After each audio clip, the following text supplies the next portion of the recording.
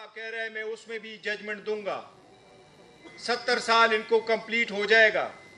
बुशरा बीबी और खान साहब को भी 60 साल की सजा पूरी हो गई है। 7 और केसेस लीडरशिप के बाकी है।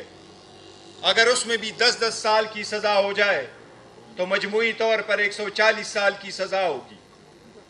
कब तक ये सजाएं होगी? हर आए दिन हम ये उम्मीद करते हैं कि हम ऐसे रास्ते की तरफ चलेंगे कि हम अपने अवाम को इंसाफ की तरफ ले जाएंगे। जजेस महफूज नहीं रहे, सिविल जजेस महफूज नहीं रहे, डिस्ट्रिक्ट जजेस नहीं रहे, सुप्रीम कोर्ट के जजेस नहीं रहे, हाई कोर्ट के जजेस नहीं रहे, लीडरशिप नहीं रही, जो पार्लियामान के अंदर है वो महफूज नहीं रहे। तो इस मुल्क में लिटरली असद कैसर साहब बार बार कह रहे हैं और मैं अक्सर उनको कहता हूं कि ना कहो, लेकिन मजबूरी है कि यह कहना पड़ता है कि बाकी मुल्क में लिटरली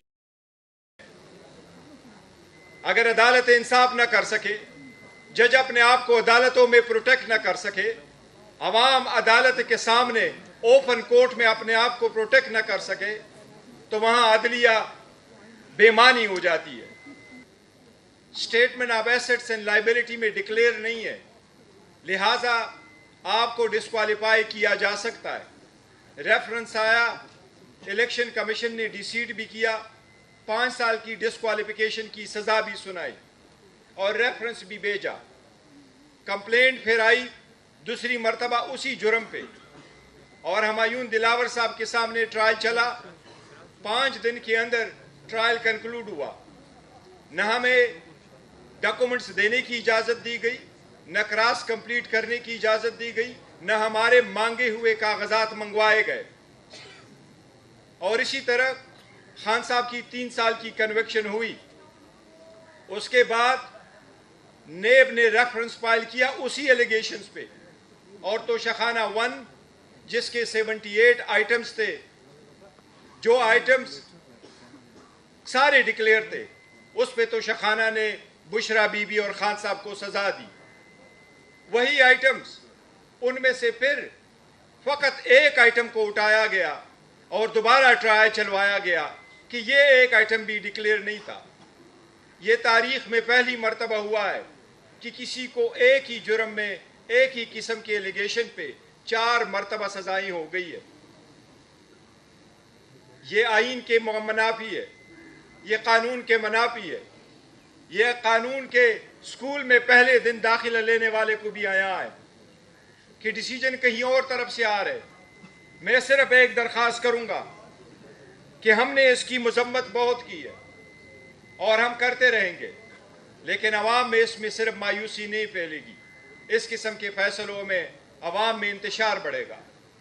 लेकिन मैं एक मरतबा फिर रिक्वेस्ट करूंगा चकज़ई साहब को कि खान साहब ने आपको इजाज़त दी है, ये जो फोरम जिसकी आज से इब्तिदा हुई है, ये 2 दिन कॉन्फ्रेंस में जिसमें हम सब कुछ इंशाअल्लाह ताला डिस्कस करेंगे, हमने फस्तहियत को रास्ता नहीं देना, हमने गैर जमहूरी कुव्वतों को रास्ता नहीं देना। हमने इसलिए कभी भी पीसफुल प्रोटेस्ट का रास्ता नहीं छोड़ना। हमने कभी भी उन लोगों को रास्ता नहीं देना जो कहता है सब कुछ अपसाइड डाउन हो जाए। मैं उनसे ये रिक्वेस्ट करूंगा कि इस नेगेटिव में भी पॉजिटिव चीज़ें ढूंढे ताकि अवाम और कौम के लिए कोई रास्ता निकले। खान साहब अगर जेल में हैं तो वो जुर्म की सज़ा नहीं काट रहे, वो अवाम की आज़ादी के लिए वहाँ बैठे हैं। जब अवाम को आज़ादी मिलेगी तो वो लीडर बाहर होंगे। मुझे उम्मीद है इंशाअल्लाह ताला वो दिन बहुत जल्द आएगा। हम कोशिश करेंगे इंशाअल्लाह ताला कि वो हमें दिन जल्द नसीब हो। हम कोशिश कर रहे थे कि शायद 2026 में जब हम एंटर होंगे तो एक नए साल के साथ, एक नई उम्मीद के साथ, एक नई राह लेके हम जाएंगे। पर अनफॉर्चुनेटली कुछ ऐसे लोग हैं जो हमारा रास्ता रोक रहे हैं। मैं उनको ये अपील करता हूँ, अवाम का रास्ता न रोक ले, अवाम के लिए रास्ता निकाले। जब लीडर अवाम के लिए रास्ता नहीं निकालती तो अवाम खुद रास्ता निकालते हैं, फिर कुछ नहीं बचता। कोशिश करें कि रास्ता निकले बजाय इसके कि लोग जेलों में बंद रखें। Thank you so very much.